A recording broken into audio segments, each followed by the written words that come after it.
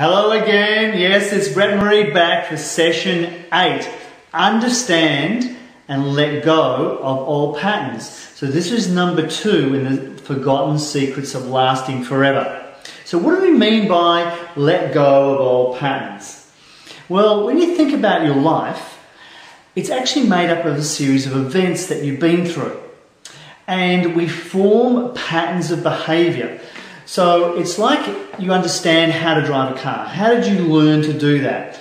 Well, you went through lessons, you practiced, you trained in it. But after a while, to drive the car now, you don't even think about it. Like you just jump in the car, turn the key on, and you do all the actions and movements, and you get yourself from A to B, and pretty much, most of the time, without even thinking about it. In fact, I'm sure you've caught yourself, you've jumped in the car, before you know it, you've actually arrived, and you've been thinking about other stuff on the way there. So that's what we mean by patterns. Now in our lives, those patterns are created out of 2 main things.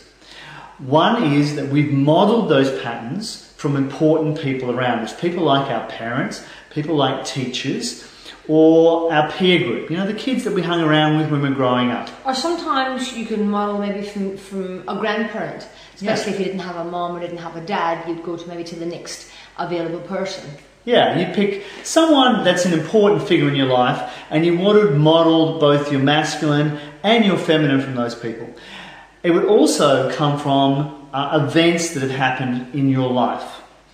And some of the patterns that are passed down from our parents are fantastic. And they work for us and they're great. And some patterns that are passed down from our parents don't work for us, and they are not working for us, and they're dreadful. And it's maturity is about, a leader is about seeing it how it is, not seeing it any better than what it is, or not seeing it any worse than what it is. So it's important to let the leader in you see how are the patterns working for me. What patterns am I taking from my family that are working for my family, and what patterns have I taken that aren't working? Because if you had a father that was really absent, it's quite probable that you could be really absent in the family. Or if you've got a mum who's always busy and cleaning and never sits down, it's quite probable that you've picked up that pattern and you do the same. So it's the leader in you needs to decide what's working, what's not working. And this is certainly not saying that what Mom and Dad did is not okay, or they did the best with the best tools that they had at the time. But this is about you and you looking at what's right for your family. So these patterns are formed out of those 2 main events. And 2 principal things we decide is, when you're growing up, if you're a little boy, you want to know how to be a man. So you'll model people around you to pick up that concept. Because my model of what a man is going to be very different to the next guy's. And likewise, Marie's model of what a woman is going to be very different from the next lady that comes along. We also want to model what this word that we hear as we're growing up is. Relationships. How do you do those? I tell you what, I'll watch these 2 people here right in front of me and see how they do it. And then I bring my model of relationship, Marie brings hers, and we try and make them work. And generally they don't. So we have to be able to be conscious of the different models that we may have and what limiting patterns she's bringing in the relationship and what limiting patterns that I'm personally bringing. And they'll come out as behaviours. You know, if you grew up and someone in the schoolyard came along, it was a teacher perhaps, and they really gave you positive reinforcement for your football skills. That could have been a pivotal moment in your life that sent you off on a football career. Equally, if a bunch of kids laughed at you when you tried to kick the football and it didn't work, it could also be a pivotal moment in your life where you decided you were a crap football player and you better master mathematics and off you go and be a physicist. So these events do impact us. But in terms of what we're covering now, we want to look at how they impact us in the relationships. What are the behaviours that you're bringing? I'd like you to get a piece of paper and write down a list of what you think your limiting patterns are in your relationship. Now, if you're doing this series with your partner, you might both like to do this together. But no peeking at each other's lists and no saying to each other, You do this and you do that. That's not on, okay? Keep your own individual lists and stop telling the other person what they're doing. Okay, ladies. Let him get the answer himself. Now, there are some very common patterns that a lot, to generalise, a lot of people will run these patterns. So out of the book, we want to talk to you about a couple of those. Now, the first pattern is you can actually be stuck in your story. And someone who's stuck in their story, how that plays out in life is, it actually stops them from moving on.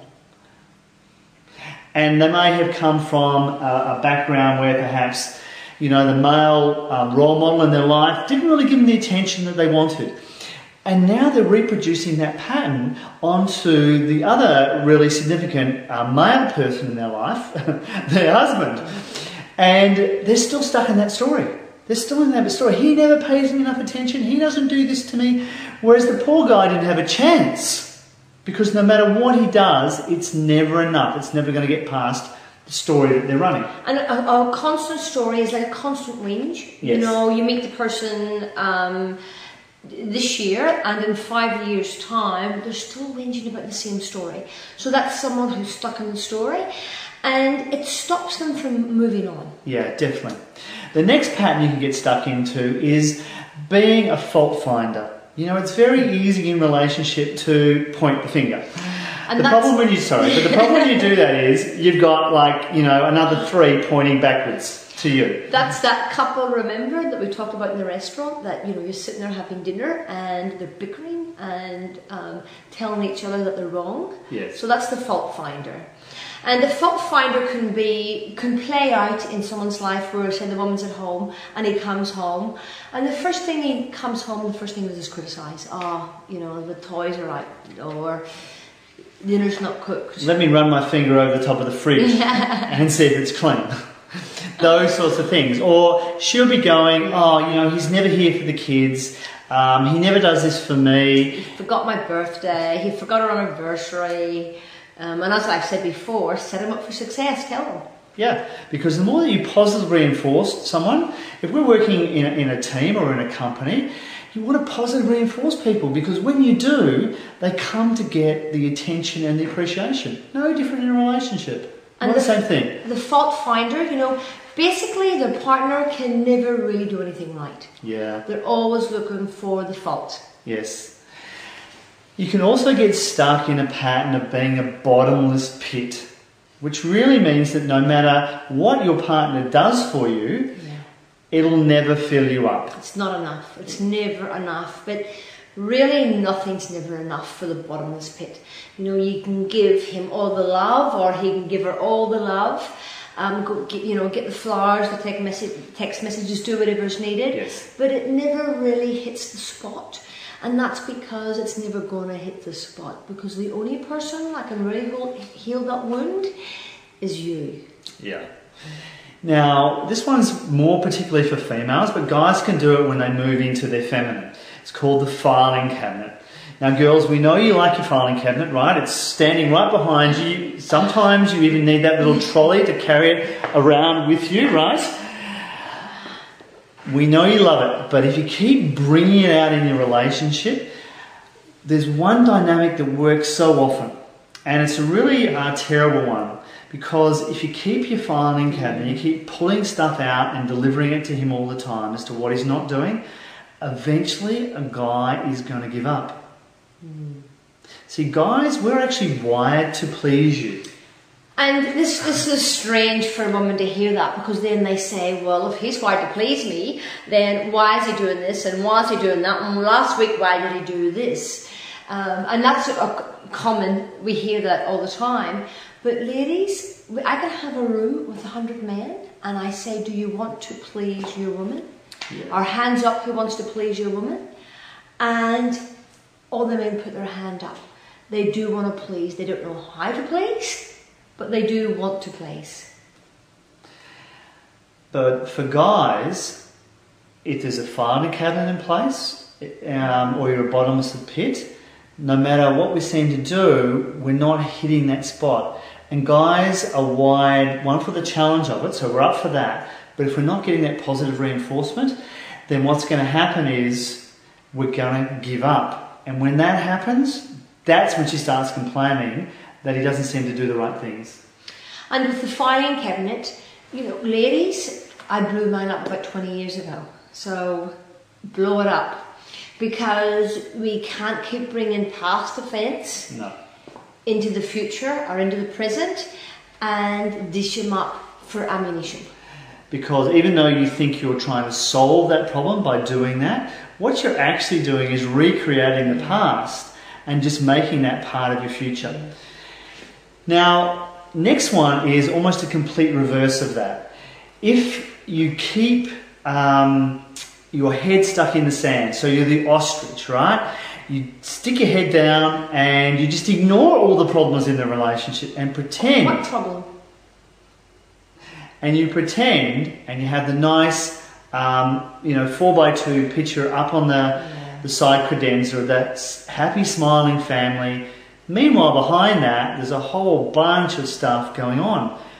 See, as Marie said before, one of the first principles of leadership in running your life is to see it as it is, to actually name it so you can claim it.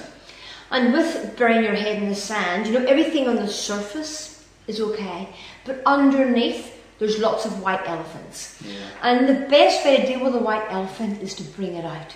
Definitely. Because if you're not, nothing's changing. You're just settling in the relationship and not really getting the relationship you actually want.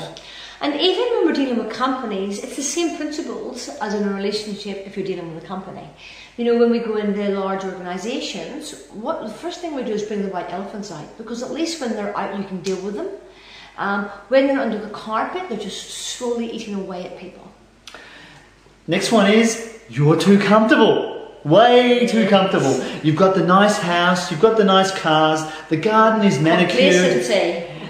Everything, the beds are made, the house looks wonderful, it's all dusted and it looks great. And it's all polished on the surface, but underneath, they're not happy at all. They're actually very unhappy. It's all just suburban housewives. And everything in the universe grows. It's really important that everything in the universe grows. Definitely. And that's even marriages. And there's always a place to go in your marriage. There's always a place to go personally. So if your marriage is fantastic, that's great. But there's still somewhere for it to go. Because if you say it's okay and you're happy with where you're at, that worries me when I hear that from a couple. Because what they're saying is, we don't want to grow no more, we want to stay here. And everything in the universe grows. Grass grows, think about it, everything grows. And if it's not growing, it's slowly dying. And people get themselves in this narrow band of life where they want to just keep it nice and comfortable. But you know what?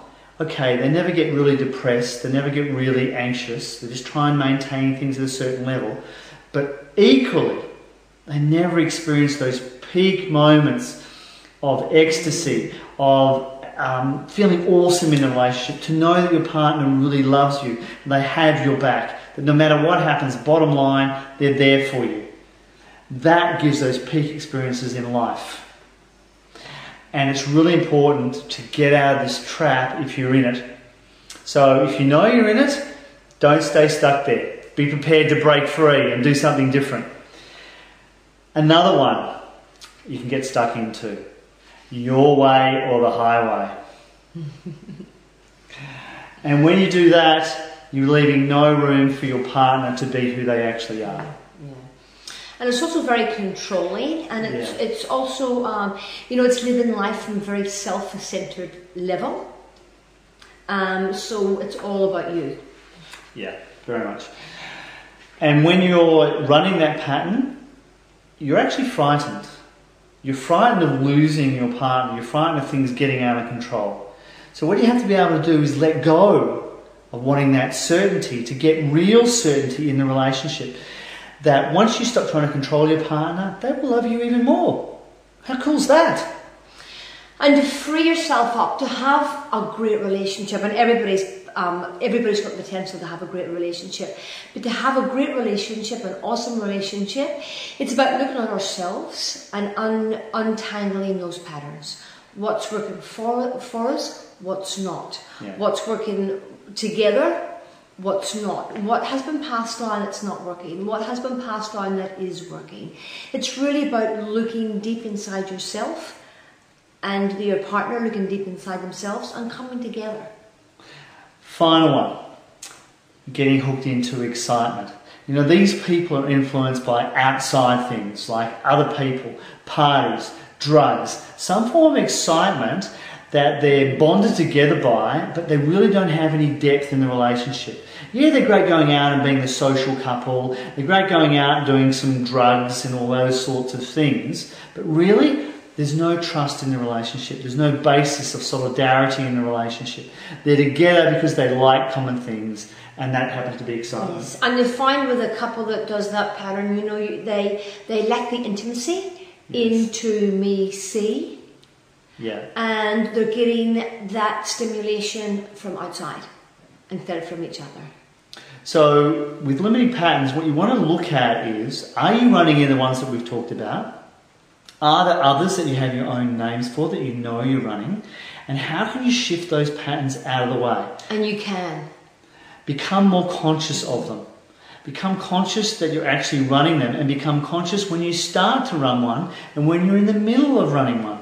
Because you've either modelled them, you've taken them from somewhere, and you're running them now. But the truth is, you don't need to continue to do that. They don't need to run your life.